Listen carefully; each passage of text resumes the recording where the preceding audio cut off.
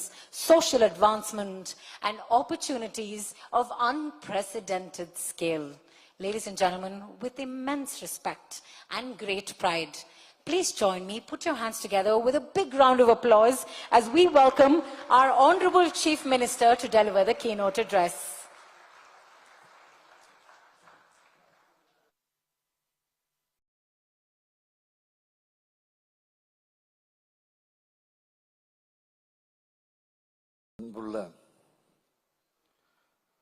கோயம்புத்தூர் முதலீட்டாளர் மாநாட்டில்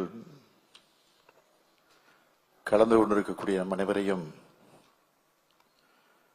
வரவேற்று மகிழ்ந்து உரையாற்றி இருக்கக்கூடிய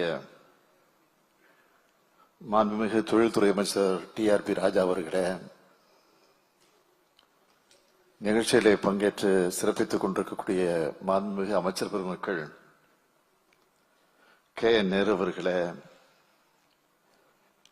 சாமிநாதன் அவர்களே, திருமதி கயல்விழி செல்வராஜ் அவர்களே, நாடாளுமன்ற உறுப்பினர் ஈஸ்வரசாமி அவர்களே, கணபதி ராஜ்குமார் அவர்களே, சட்டமன்ற உறுப்பினர் திரு செந்தில் பாலாஜி அவர்களே, கூடுதல் தலைமைச் செயலாளர் திரு அதுல் ஆனந்த் IAS அவர்களே, செயலாளர் திரு அருண்ராய் IAS அவர்களே, மேலாண்மை இயக்குநர்கள் திரு தாரேஷ் அகமது IAS அவர்களே, திரு சந்தீப் நந்தூரி IAS அவர்களே, திரு நிர்மல்ராஜ் IAS அவர்களே, மாவட்ட ஆட்சித்தலைவர் திரு பவன்குமார் IAS அவர்களே, LMW நிறுவனத்தினுடைய செயல் தலைவர் திரு சஞ்சய் ஜெயவர்தனவேல் அவர்களே, CRI பம்ப்ஸ் நிறுவனத்தினுடைய தலைவர் திரு சவுந்தரராஜன் அவர்களே, சத்திய குழுமத்தினுடைய நிறுவன தலைவர் திரு மாணிக்கம் அவர்களே, பல்வேறு தொழில் நிறுவனங்களின் அதிபர்களே, அரசு உயர் அலுவலர்களே, உள்ளாட்சி அமைப்புகளின் பிரதிநிதிகளே, பத்திரிகை மற்றும் ஊடகத்துறை சார்ந்த நண்பர்களே, உங்கள் அனைவருக்கும் என்னுடைய அன்பான வணக்கம். புதுமையும் புத்தொழிலும் நிறைந்து வாய்ப்புகளும் வளங்களும் கொண்ட தென்னிந்தியாவின் மான்செஸ்டரான கோவை மண்ணில் உங்களையெல்லாம் சந்திப்பதிலே நான் மிகுந்த பெருமகிழ்ச்சி அடைகிறேன். தொடக்கத்திலே பேசின மரியாதைக்குரிய LMW செயல் தலைவர்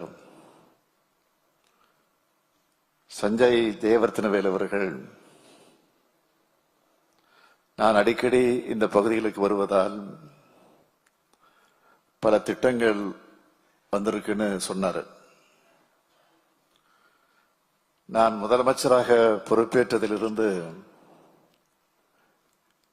15 முறைக்கு மேல இந்த கோவைக்கு மட்டும் வந்திருக்கிறேன். இன்னும் சொல்லணும்னா நான் அதிகமாக விசிட் பண்ண மாவட்டம் இந்த கோயம்புத்தூர் தான். அது மட்டுமல்ல, அவர் பேசுகிற போது இன்னொரு செய்தியை சொன்னார். என்னுடைய தொடர் ஆதரவால இந்த பகுதி நன்கு வளர்ச்சி அடைகிறது என்று பேசினார். அவருக்கு மட்டுமல்ல, இங்க இருக்கக்கூடிய உங்க எல்லோருக்கும் நான் சொல்லிக் கொள்வது, எங்க ஆதரவு எப்பவும் உங்களுக்கு இருக்கும். அதே மாதிரி கடந்த நாடாளுமன்ற தேர்தலை போல வருங்காலத்தில் உங்கள் ஆதரவை எங்களுக்கு தர வேண்டும், அதுதான் முக்கியம். உங்களுக்காக தொடர்ந்து நானும் திராவிட மாடல் அரசும் உழைப்போம் என்பதை உறுதியோடு சொல்லிக் கொள்கிறேன். அந்த அடிப்படையில் பல்வேறு திட்டங்களை முதலீடு செய்ய ஆர்வத்தோடு வந்திருக்கக்கூடிய உங்க எல்லாரையும் தமிழ்நாட்டின் முதலமைச்சர் என்ற முறையிலும் நான் வருக வருக என வரவேற்க கடமைப்பட்டிருக்கிறேன். மீண்டும் முதலீடுகளை செய்பவர்களுக்கு என்னுடைய நன்றியையும் வணக்கத்தையும் தெரிவித்துக் கொள்கிறேன். இந்தியாவினுடைய எடிசன் ஜிடி நாயுடு, அருட்செல்வர் பொள்ளாச்சி மகாலிங்கம் போன்ற ஏராளமான திறமைசாலைகளை தந்து புதுமையான முயற்சிகளுக்கும் கடுமையான உழைப்புக்கும் பெயர் பெற்ற இந்த கோவை மண்ணில்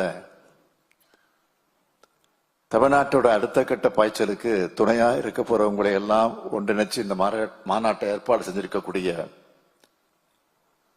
நம்முடைய மாண்புமிகு தொழில்துறை அமைச்சர் தம்பி TRB ராஜா அவர்களுக்கும், அவருக்கு துணை நிற்கக்கூடிய அந்த துறையினுடைய செயலாளர் உள்ளிட்ட அனைவருக்கும் என்னுடைய வாழ்த்துக்கள். இங்கே வந்திருக்கக்கூடிய முதலீட்டாளரான நீங்க மற்றும் ஒரு மாநிலத்துக்கு வரல. கடந்த 4 ஆண்டுகள்ல கடுமையான உழைப்பை செலுத்தி ஏராளமான முதலீட்டாளர்களோட தொழில் நிறுவனங்களோட நம்பிக்கையை பெற்று இந்தியாவிலேயே அதிகமாக 11.19 விழுக்காடு பொருளாதார வளர்ச்சியை சாத்தியப்படுத்தி இருக்கக்கூடிய தமிழ்நாட்டுக்கு வந்திருக்கீங்க. திராவிட முன்னேற்ற கழக ஆட்சியும் தமிழ்நாட்டு வளர்ச்சியும் பிரிக்க முடியாதது. ஏன்னா இந்த தமிழ்நாடு அறிவுத்தரத்திலையும் உழைப்பிலையும் சாதனைகள் படைக்கிறதுலையும் உலக நாடுகளுக்கு இணையா இருக்கணும் என்னும் எங்களுடைய லட்சியம். அந்த லட்சியத்தை அடையணும் என்ற வேட்கை எங்களுக்குள் இருப்பதால் தான் தொலைநோக்கு பார்வையோட மற்ற மாநிலங்களுக்கெல்லாம் 25 ஆண்டுகள் அட்வான்ஸா சிந்திச்சு திட்டங்களை செயல்படுத்திக்கிட்டு இருக்கோம். 1971 சிப்காட் ஆரம்பிச்சதா காரணத்தினாலதான் உலகமயமாக்க அறிமுகமான பிறகு அந்த வாய்ப்புகளை தமிழ்நாடு சிறப்பா பயன்படுத்திக்கிச்சு. கம்ப்யூட்டர் தான் இனி எதிர்காலம்னு பாடத்திட்டத்தில் சேர்த்தோம். இந்தியாவிலேயே முதல் மாநிலமா 1997 ஐடி பாலிசி கொண்டு வந்தோம். டைடல் பார்க் உருவாக்கணும். இப்படி என்னால லிஸ்ட் போட்டு சொல்லிக்கிட்டே போக முடியும். இப்படி எல்லாம் அட்வான்ஸா செயல்பட்ட காரணத்தாலதான் ஆட்சி மாற்றத்தால் இடையிடையே சிறு தொய்வு ஏற்பட்டாலும் தமிழ்நாடு நம்பர் 1 மாநிலமாக தலை நிமிர்ந்து நிற்குது. இந்த கோவை கேபிட்டல் சிட்டி கிடையாது, டயர் 2 சிட்டி தான். ஆனா நீங்க இங்க வரும்போது பார்த்திருப்பீங்க, L&T, LMW, CRI, பம்ப்ஸ்,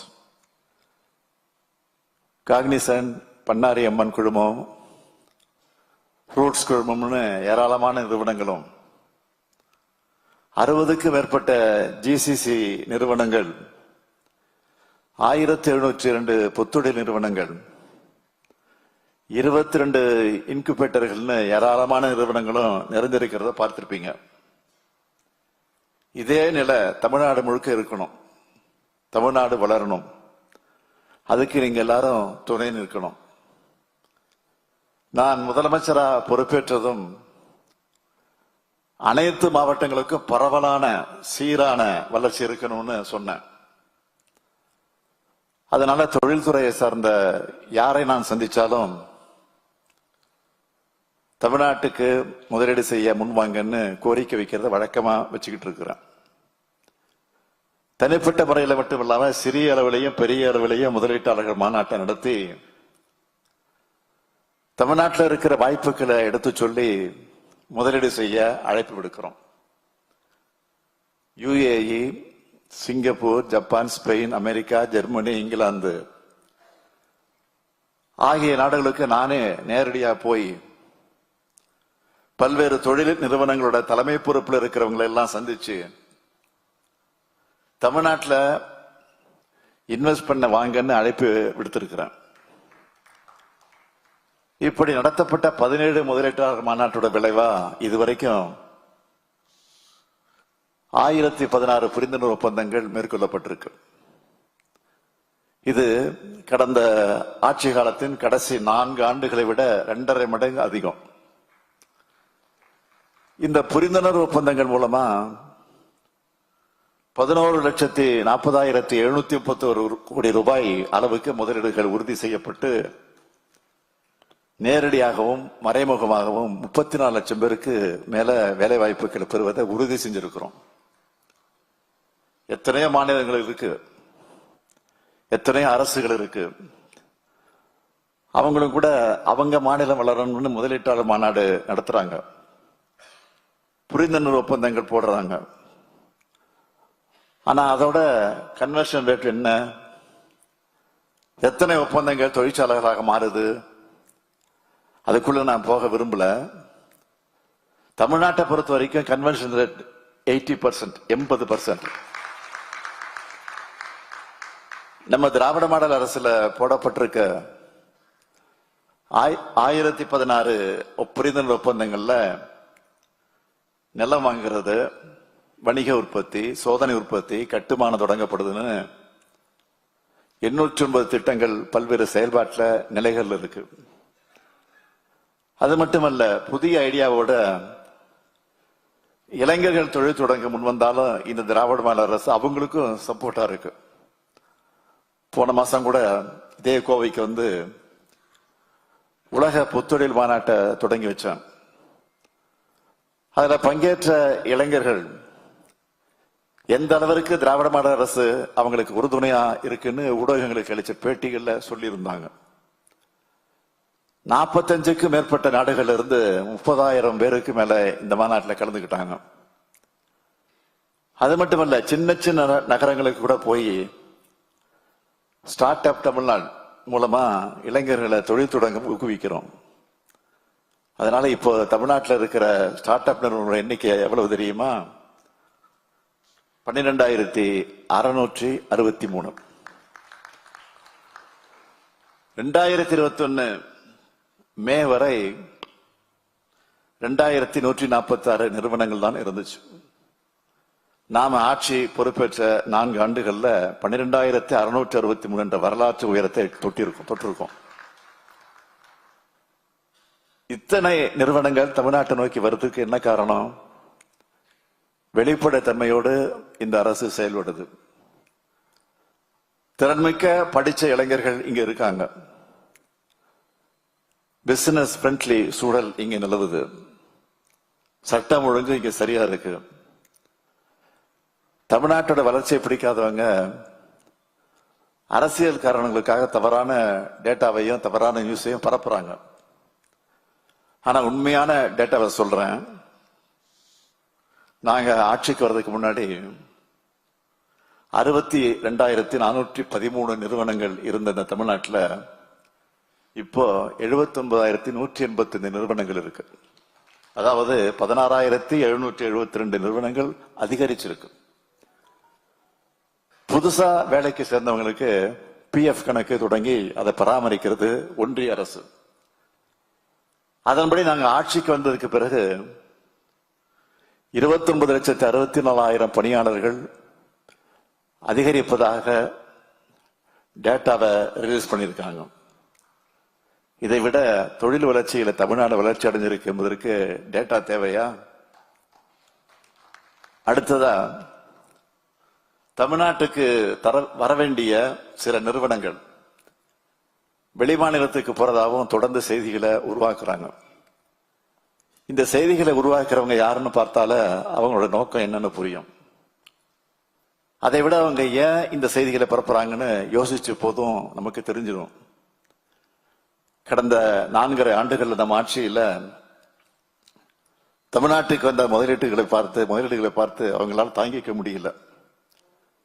ஏன், இப்ப வரவேற்புரை ஆற்றிய பேசின தம்பி அமைச்சர் TRV ராஜா சொன்னாரு, இந்த மேற்கு மண்டலத்துக்கு மட்டும் எவ்வளவு முதலீடு இருக்குன்னு புள்ளி விவரத்தோடு சொன்னாரு. இதெல்லாம் தான் அவங்களால தாங்கிக்க முடியல. நான் தெளிவா சொல்றேன், தொழில் முதலீடுகளை கொண்டு வர்றது என்பது சாதாரண விஷயம் இல்லை.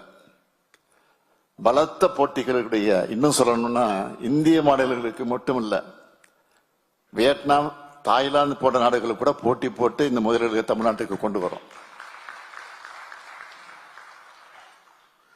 அதுலயும் எந்த மாதிரியான முதலீடுகளை எவ்வளவு சலுகை கொடுத்து கொண்டு வர்றது என்பதிலையும் கவனம் செலுத்துறோம்.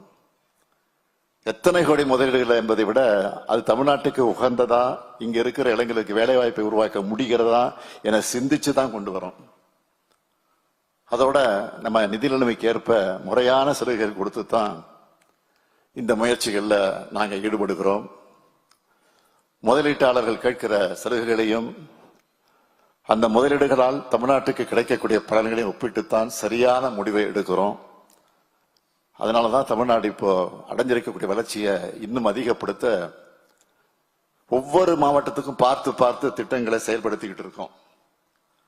அப்படி தூத்துக்குடி, ஒசூரை தொடர்ந்து இப்போ கோவையில் தமிழ்நாடு ரைசிங் மாநாட்டை நடத்திக்கிட்டு இருக்கோம். இந்த கோவையோட தொழில் சூழலை மேம்படுத்த செய்யப்பட்டு கொண்டிருக்கக்கூடிய சில பணிகளை மட்டும் இங்க எடுத்து சொல்லணும்னா, வாராப்பட்டியில பாதுகாப்புத்துறை உபகரணங்கள் பூங்கா அமைச்சிருக்கிறோம். ஏற்கனவே 20 தொழிற்சாலைகள், ஸ்டார்ட் அப் நிறுவனங்கள், MSME அதற்கு 57 ஏக்கர் ஒதுக்கப்பட்டிருந்த பூங்காவில் உட்கட்டமைப்பு வசதிகள் நிறைவேறுகிற நிலையில் இருக்கு. சூலூர்ல 200 ஏக்கர் பரப்பளவுல வான்வெளி மற்றும் பாதுகாப்பு தொழில் பூங்கா அமைச்சுக்கிட்டு இருக்கோம். Aero design and development, MRO, robotics, எலக்ட்ரானிக்கல்ஸ் போன்ற துறைகள்ல ஸ்டார்ட் அப் மற்றும் MSME நிறுவனங்கள் பயனடைகிற வகையில டிட்கோ நிறுவனம் டாடா டெக்னாலஜிஸ் நிறுவனத்தோட இணைஞ்சு பொது பொறியியல் வசதி மையத்தை அமைச்சுக்கிட்டு இருக்கு. சூலூர் வட்டத்துல கரவலி, மாதாப்பூர், கனியூர் மற்றும் ராசிபாளையத்துல பன்முக போக்குவரத்து பூங்காவை அமைக்க போறோம். செமிகண்டக்டர் மிஷன் 2030 என்ற இலக்குப்படி சூலூர் மற்றும் பல்லடத்துல செமிகண்டக்டர் பூங்கா அமைக்க போறோம். இதோட ஆவாரம்பாளையத்துல உயர்தர பம்புகள் மற்றும் மோட்டார் உற்பத்திக்கான திறன்மிகு மையத்துக்கும், மூப்பேரிப்பாளையத்துல வார்ப்புகள் மற்றும் உலோக வடிவமைப்பு மேம்பாட்டுக்கான திறன்மிகு மையத்துக்கு அடிக்கல் நாட்டி இருக்கிறேன். தொழிலும் கல்வித்துறையும் சேர்ந்து அறிவு பொருளாதாரம் உருவாக்கணும். அதுக்காகத்தான் தமிழ்நாடு பல்கலைக்கழக ஆராய்ச்சி பூங்கா அறக்கட்டளை என்கிற புதிய நிறுவனத்தை அமைச்சிருக்கிறோம். புதுமைக்கு பெயர் பெற்ற கோவை மண்டலத்தில் இந்த நிறுவனம் 2,58,00,000 மானியத்தோட பண்பாட்டு ஆராய்ச்சி திட்டங்களுக்கு நிதி அளிக்குது. இந்த திட்டங்களுக்கு முதல் தவணையா 78 லட்சம் ரூபாய் ஆராய்ச்சியாளர்கள் கிட்ட இந்த நிகழ்ச்சியில வழங்கி இருக்கிறோம். இந்த மாதிரி உங்களுக்கு என்ன தேவைன்னு பார்த்து பார்த்து செஞ்சு தர காரணத்தால்தான் சமீபத்தில் ஒன்றிய அரசு வெளியிட்டு இருக்கக்கூடிய ஈஸ் ஆஃப் டூயிங் பிசினஸ் தரவரிசையில 4 பிரிவுகள்ல தமிழ்நாட்டுக்கு சாதனையாளர்கள் அங்கீகாரத்தை கொடுத்திருக்கிறாங்க. எனவே சிறப்பு இருக்கு. அது என்னன்னா, மொத்த முதலீடுகள்ல உள்ளூர் முதலீட்டாளர்களோட பங்களிப்பு என்பது பார்ட்னர்ஷிப்பாக அமைச்சிருக்கிறோம்.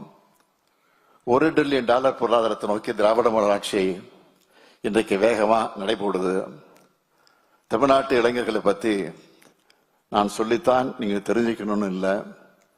கடுமையா நேர்மையா உழைப்பவர்கள், இன்னோவேட்டிவா சிந்திக்கக்கூடியவர்கள்.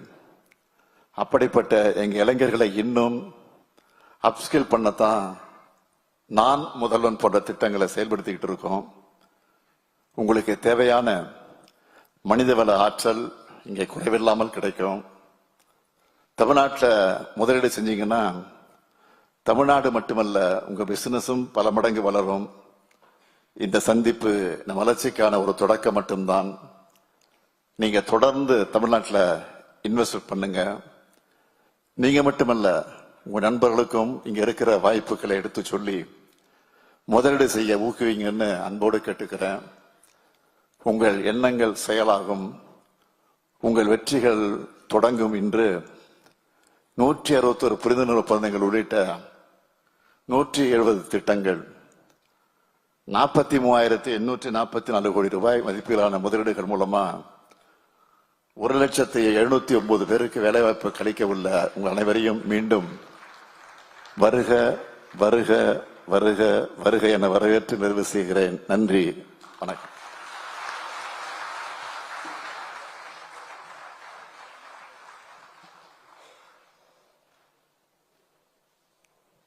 I'd now like to invite Thiru Arun Roy IAS, Secretary for Industries, Investment Promotion and Commerce, to please